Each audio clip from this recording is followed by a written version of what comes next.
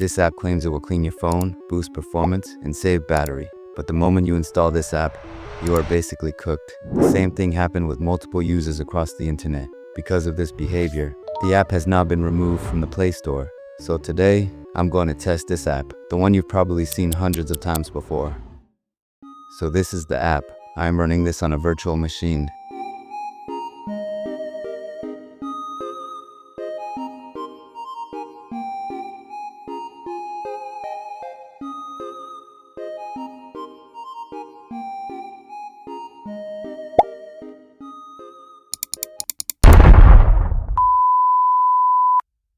Alright, let's start testing this app by decompiling it. The first thing I always check is permissions, because permissions define what the app is actually allowed to do. So let's go through them one by one. This package targets DK26. That's important because it was built before Android introduced stricter background execution limits. In simple terms, this means the app is intentionally designed to run background services more freely than modern apps. From the start, this tells us the app is optimized for persistence, not just foreground usage. This is a critical permission. It allows the app to request installation of other apps. Cleaner or booster functionality does not require this permission. This permission allows enumeration of accounts registered on the device. Modern Android discourages this unless strictly necessary. Again, unrelated to cleaning functionality.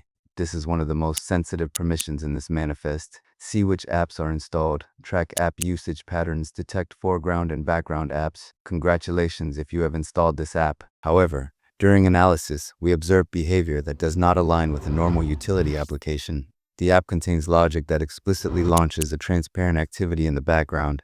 This activity does not present visible UI to the user. Instead, it is designed to execute logic while remaining visually hidden. As shown here, the activity is triggered during execution and delayed intentionally. This allows the app to display or initialize content without direct user interaction. Once registration is completed, the server begins pushing content to the device. Captured network traffic shows the app downloading additional app files. These payloads are delivered directly from remote ad configuration servers. After installing Alps, no application icon appears on the launcher. The app is not listed alongside normal user-installed apps.